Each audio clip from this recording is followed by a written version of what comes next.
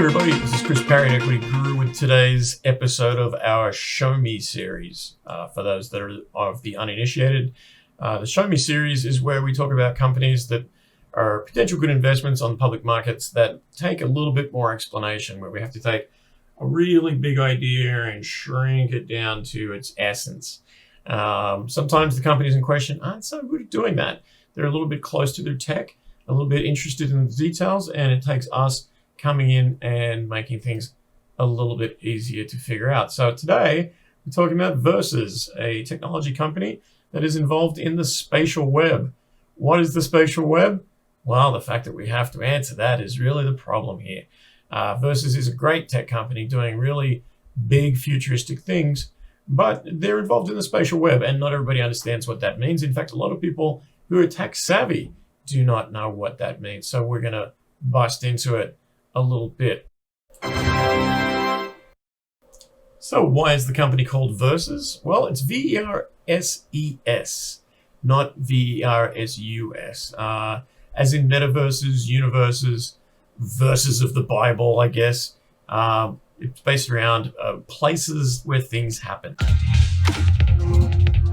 So what is the metaverse? Boy, I fucking hate that question. There's nowhere left to go. Nowhere. Except the oasis.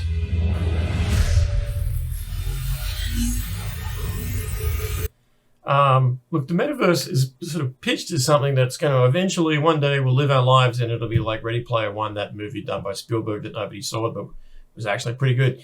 In actual fact, the metaverse is already here. There's a bunch of metaverses. There's, if you go back to Second Life, that crazy simulation where people were buying virtual real estate for a minute and dressing up as fuckable foxes, that doesn't really exist anymore. That was a metaverse. Like, a metaverse is anywhere where a virtual representation of you operates amongst others, right? You could say that Grand Theft Auto roleplay on Twitch is a metaverse. You could say that Twitch itself is a metaverse. You could say that Fortnite is a metaverse. Minecraft, anywhere where you can collect with an avatar of yourself and do things with other people, that's pretty much a metaverse. It's already here. This is why a lot of people think it's bullshit, because really what Zuckerberg's trying to do is create a version of it that he owns, that all of us have to use. That's never going to happen. But what's interesting about metaverses, and note the plural on the end of verses, is yes, they're already here, and no, they don't work very well. Why? Because they don't talk to each other. Look, the aspect of a universe that makes sense is that you can do anything in it, right? The Minecraft makes sense because you can do a lot of things in it. The element of the metaverse that is important for it all to work is that it's connected, the data is connected from one place to another. Let me give you an example. I play Rocket League. I have spent over the course of my life about $800 on Rocket League credits to buy various skins and accessories and blah, blah, blah, blah, blah. The moment I stop playing Rocket League, poof, it's all gone. And guess what? I just recently stopped playing Rocket League. It fucks me off that when there's a new version of Rocket League around, I'm going to start from scratch. It fucks me off that the money that I spent in that game doesn't transfer into other games. Why should the skin that I got in Rocket League for my car not actually operate as well in Fortnite on a vehicle? Why can't I transport those things across?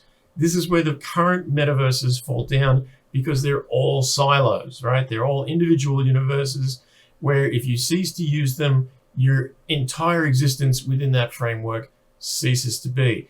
Now, a better version would be that all of the game manufacturers were using a singular language, an API that allowed all of my things to go from one game to the next game to the next game and actually have some resale value, because they're things that don't die. But just me sitting there in front of an avatar of Mark Zuckerberg, looking as white could be, going, hey, Mark, gee, this is a great oh, wow, look at your virtual slippers. That ain't worth anything. And that's where the billions of dollars are currently being spent. What VERS is doing is working on an aspect of metaverse capability that is very much more open source. And that is where we're all going to live. Okay, so what are we actually talking about when it comes to verses. What do they do is a large part of the Show Me series. So to explain that to you, I could get really into the detail, but that wouldn't really help you out. They've already done that. Let's make it real as simple as we can.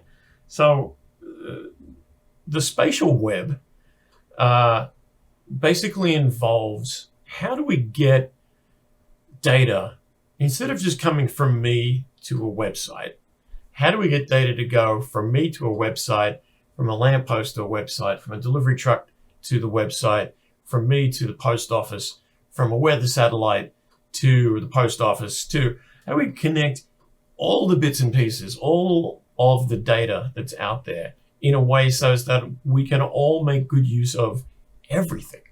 So let me put it to you another way. Like, there are billions of points of data every second on the internet, right? Financial records, weather records, traffic records, medical records, emails, FTP transfers, Netflix movies, like all of this data shifts around.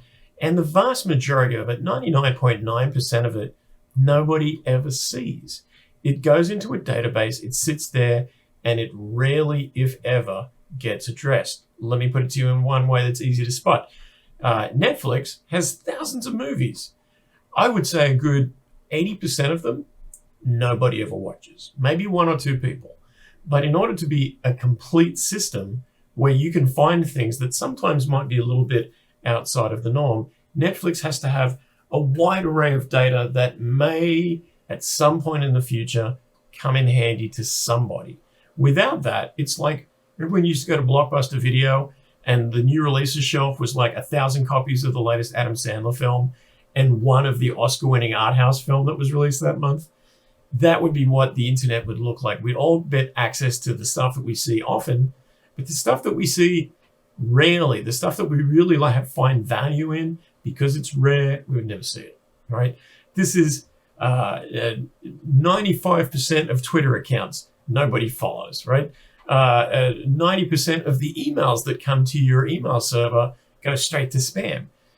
All of this data that exists in the world, it sits in a database. Maybe one day it gets cleaned out, but generally it's just held. Not because there's no interest in it, but because it's so difficult to get data from one place or the other to talk, right? Let me put it to you another simple way. Google Maps, you're driving to work, you've got your phone, it's laid out a map in front of you, it's giving you directions of where you need to go. The advanced version of that is it recognizes from user data that there's a traffic jam ahead and says to you, hey, you might be able to miss this traffic jam if you take a left turn here. Useful, right?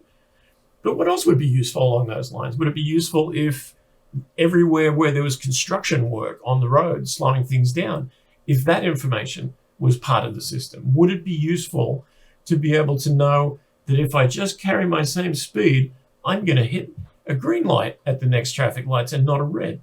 Would it be better to know that if I slow down a little, I'm going to roll right through and miss the red entirely?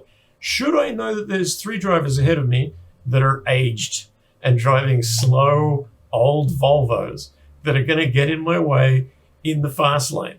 Would it be good to know that it's going to snow in 10 minutes? Would it be good to know that at this time every day, because school lets out, my road home is going to get clogged up and there's a better option? Would it be good to know that when my kid drives the car, that my GPS system, my Google Maps system can register, hey, just quietly pops, you're not getting your best fuel efficiency possible when your kid is driving the car? Would it be good to know that, hey, if I left work 10 minutes early, I'd save 15 minutes on my commute? Or if I left 20 minutes later, that I'd save 40? This is all good information to have once you have patterns in place that know what I do on a regular basis, but also know what other people are doing on a regular basis, what the traffic lights are doing, whether daylight is about to run out, whether the schools are about to empty out, whether the cruise ships are about to empty out. There are 16 UPS vehicles coming from the airport that are about to swamp my path and make things real slow for the next 20 minutes. All good information to know, none of it information that we currently know. That doesn't mean that the information doesn't exist. It does. It exists over here, and it exists over here, and there, and here, and none of that talks to one another. Now, Wouldn't it be great if it did talk to one another? I'm glad you asked, because that's where Versus comes in.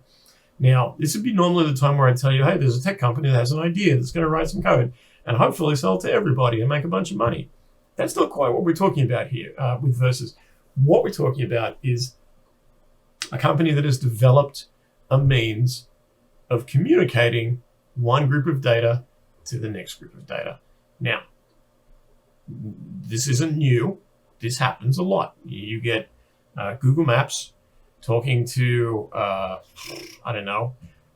weather.com, and they integrate their data, and they're technicians and engineers. They work together. They come up with an agreement. They figure out the privacy side of things. They figure out how not to step on each other's customers, and they come together with a better app that utilizes both aspects. That's great. But that's a one-off, and that's one company doing great, expensive, lit-up work, engineering to integrate those two pieces. Now, what if that weather data was just there for anybody to use? It was just an API, right? What if the traffic data was there for anyone to use? What if Uber made its data public so we could see if a whole bunch of Uber drivers are slowing things down? What if the city made its construction schedule public in a way that was manageable by all different apps, phones, systems, software, people, right? What you're talking about here is something that would make all of that data far more useful, and decisions based on that data to be far more useful still. It would allow companies, it would allow people to streamline their lives, save money and time, and get where they need to be in a much quicker way. Now, this matters less for me going home, but it matters a whole lot for, let's say, UPS, right? It matters a whole lot for a refrigerated trucking company that's trying to figure out how to get meat from one side of the country to the other side without it spoiling. Hey, maybe they'd like to know what the weather's going to be like going over the Rockies and whether they need to turn the trucks down. Maybe the trucks should be able to plug into that weather and know whether they have to turn the temperature up or down along the way. Maybe the driver doesn't need to know what's happening in the back, but we've got all this API data that's saying, hey, the delivery is going to be delayed because traffic is bad. There's been a snowfall ahead. The temperature is down or the temperature is up. Act accordingly. We got a long way to go and a short time to get there. This is a fantasy world where we all wish we would one day be, but not so much a fantasy world, because what is needed for all of this to happen is a set of language rules that can apply to each of these pieces of data.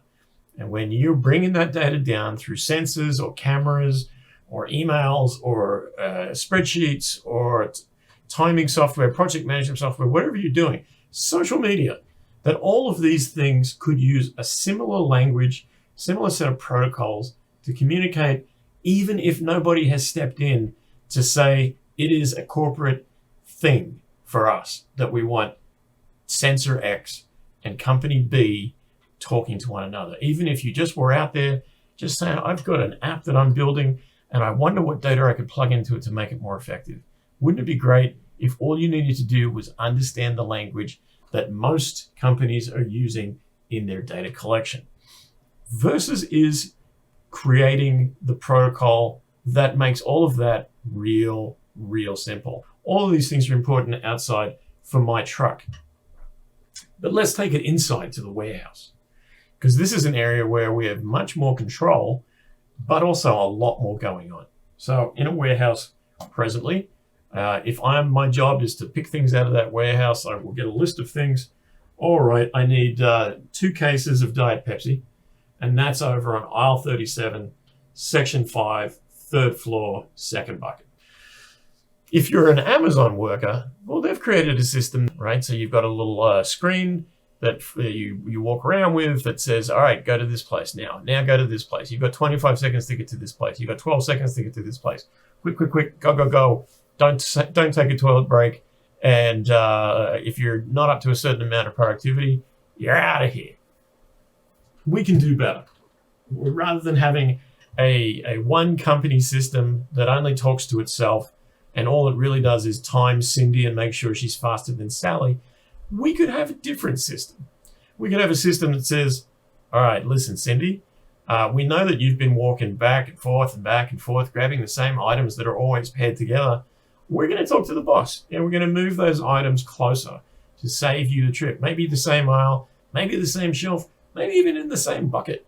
You know, if you're always getting people that buy cat litter and a cat litter box, maybe those two things should be together. Now, maybe they also track inventory so that when you're about to run out of cat food, we move that bucket out and move a different bucket in. Maybe we go and we place an automated order to the suppliers whose factory talks to our factory, right? So when they're low on supply, our system knows it and can order ahead of time to make sure that we don't miss a delivery. Or we can take an item off the website automatically because we know it's not going to be available in 3 days' time. Now, this is a vastly different system than what is used in most warehouses around the world. Systems do not talk. One does not talk to the next. One factory certainly doesn't talk to the distribution center.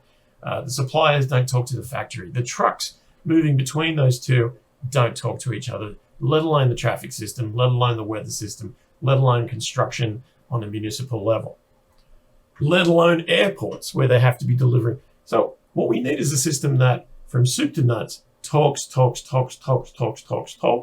and takes guys like me out of the equation. Look, I'm all for people being employed and the robots going and effing themselves. But at some point, you need a system that is smart enough that it doesn't require me standing in the middle of things, looking for something that I identify as being a problem, and then calling someone up at head office. You need a system that can do that before me, better than me, quicker than me, cheaper than me, so that I can go off and do another job entirely. The VERS system is based on a network called COSM, K-O-S-M. And that's the framework for what VERS is actually doing, right? It allows them to tie all these bits of data in a way that doesn't just bring one API into another API, but enforces rules around that API, because part of all of this is legality, right? If I'm driving a truck from one place to the next, I can't just floor it. I got to follow the road rules, right? And so if I'm not allowed to use my brakes in a certain part of town because old folks are asleep, my truck should know that. If I'm not allowed to go more than 30 kilometers an hour past the school, my truck should know that. Now, it'd be great from a truck driver's perspective to just blow past and not follow any of the rules, but realistically, we don't want that as a society. So it's better if all of our streets are wired or censored in a way that allows those rules to be moved into the vehicles themselves, so that the vehicles are allowed to make good use of what's available to them. The same exists in the drone world. Now, VERS has a system that they've been testing out, which allows for drone deliveries. Now, drone deliveries aren't just a case of moving drones from point A to point B.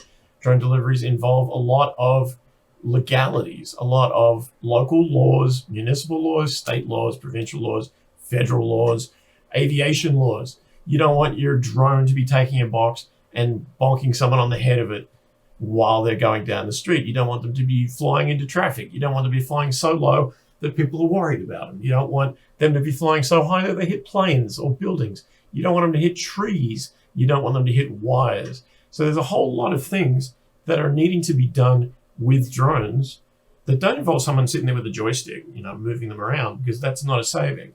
That involve the drone themselves being able to recognize hazards that are around, geofencing, so I don't want to go over that way because that's private property. I don't want to go that way because it's a school or an airport or it's going to go under a traffic bridge. I want my drone to understand all the limitations and take the best route to where it needs to be. But what happens when it gets to where it's supposed to go?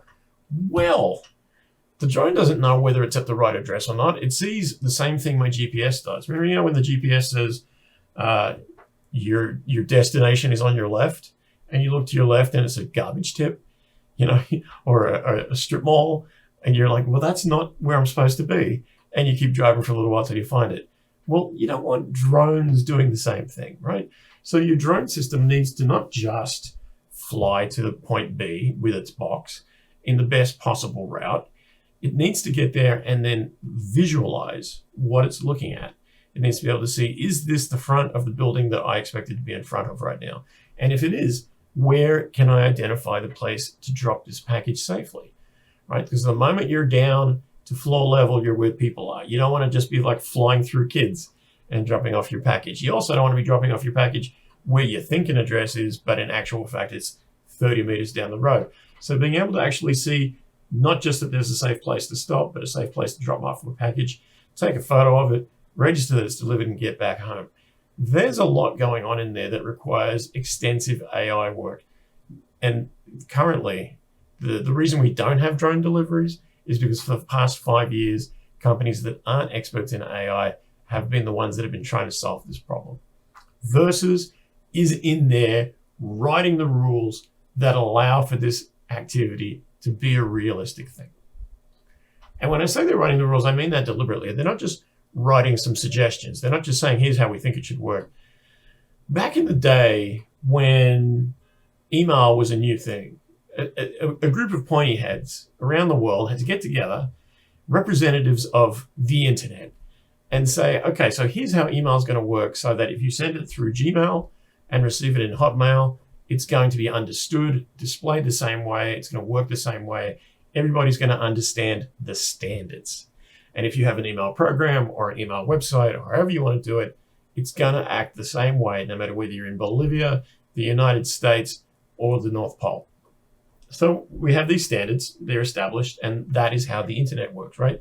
When you go to a website, it uses HTML. It's those standards that have been agreed to in HTML. When you get a text message with emojis on it, it displays like it's supposed to because there's a group that approves emojis. They set the standard, everyone's going to use it, and you get a predictable outcome using your technology, whether it's an Apple, an Android, or a Huawei. So now we're looking at the spatial web, right? We're looking at how do we make our internet able to read all this data from all these places automatically without a whole bunch of sophisticated coconut shells and strings tying everything together. Well, the guys that founded Verses wrote the specs for the spatial web. And when I say the specs, I mean the specs. I mean all of the different things that an app could be looking for, all the different kinds of data it could be trying to bring in, all the different ways that data applies, time, distance, weight, the whole banana has all been laid out in specs that have been adopted by the architects of the internet and put forth by the guys that started Verses. So do you think they got a head start on how this stuff might be useful? I kind of think they do. I kind of think they do because they wrote the freaking standards. So are they real? Do these guys really know what they're doing? Hell yeah. You know how you look at VR companies and they're like, hey, we just did a contract with a university in Saskatchewan where if people go to the cafeteria and use their AR app on their phone, they can see a bouncing dragon. Gee whiz, Bob, that's going to be profitable. There's 100 companies that do that shit, right? They find some AR software off the shelf and they call themselves an AR company or an AI company or a VR company or else. Everyone uses AI when they've got a website that says, hey, if one thing, then another thing. Hey, it's AI. That ain't AI. AI learns. AI is smart. AI says there's a problem here. I'm working around it based on the inputs that I have access to from a variety of different places. That ain't most people's AI. It's a very small portion of it, and Verses is involved in that place. So the guys that wrote the language of how to take audio from here, maps from there, data from there, health records from here, military records from there, put it all in a place where it can be utilized by everybody for everybody. Those guys, their first point of attack in making money in the greater world is warehouses. They've got a pilot project that they've done with a warehouse company that has 18 locations and has over 1,000 people picking items in their warehouses. 10 million items have been picked using the Wayfinder system that Verses has put into place. And they've found that 40% of the work, the time, the effort, the money that it costs to do the picking has been saved using the Verses Wayfinder system. Now, this is a test run. This isn't plugged into the suppliers' warehouses yet. This isn't plugged into the trucks delivering things from the supplier's warehouse. It's not plugged into the website, the e-commerce side of things, saying, hey, you know what? We don't have very much of box 732. Maybe take that off the website or put a warning on there saying maybe some delivery slowdowns. We haven't got to any of that stuff yet. We haven't got into all the things that can be done with that factory from a digital twin perspective. Let's quickly talk about digital twins, because this is something that's an aspect of the Versus business model that is a whole other thing in and of itself. But a digital twin, for those that don't know, is a representation of a facility that exists in the real world. Let's say you've got a car manufacturing plant, and you've got two machines that work in conjunction, and there's some distance that's traveled from one machine to the other, and you think to yourself, how much money could we save? How much time could we save if we move those two machines together? Well, what you don't want to do is stop the plant and then move those machines together at great expense and see how it goes. What you actually want to do is take all the data from all the machinery, everything in your system, plug it into a virtual representation of the plant and see how that change affects it. Hey, maybe those two machines, when they're close together, they're too hot. They make everything around them too hot for the employees to work them. So, oops, there's a mistake. Glad we didn't actually go through with that before we checked it out on the digital twin. There's a whole lot of stuff you can do to make improvements on the process that require the data that Versus can collect and have talk to one another. Now, we have another tech client, Amped Ventures, that is part of a digital twin process with Boeing. And what they're doing is their part of the digital twin process is the big fat pipe that takes all those petabytes of data into one big pile rather than sending them up to the internet where it would take 3 years for them to actually land where they need to be. So on one side, you've got Versus creating the means of the data assets to talk to one another. And on the other side, you've got Amped with its big pipe, making sure all that data gets to where it needs to be. Two sides of the same coin. There are a lot of tech companies that make big promises, that have business models that will require the world to do things differently in order for them to function.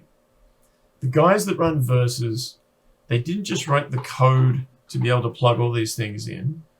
They wrote the technical specs that the internet is built on in terms of the spatial web. These aren't a couple of brokers that have heard VR, AR, AI and thought, hey, why don't we get into that business? That'll be a good 3 months. These are guys that have been doing this for 20 plus years, and they wrote the rules of the internet as far as it applies to this stuff.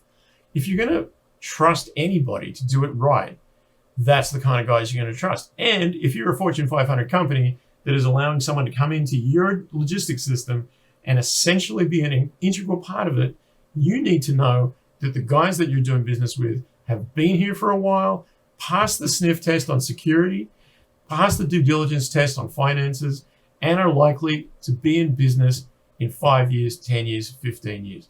You might even look at them and say, this is such an important thing, maybe we should be buying you guys.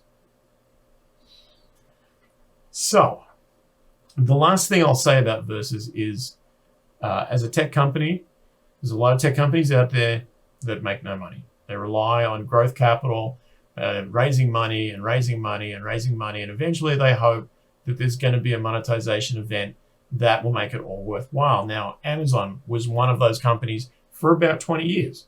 It didn't matter they didn't make a profit because they were growing, and they were building something that people could see eventually was going to be dominant.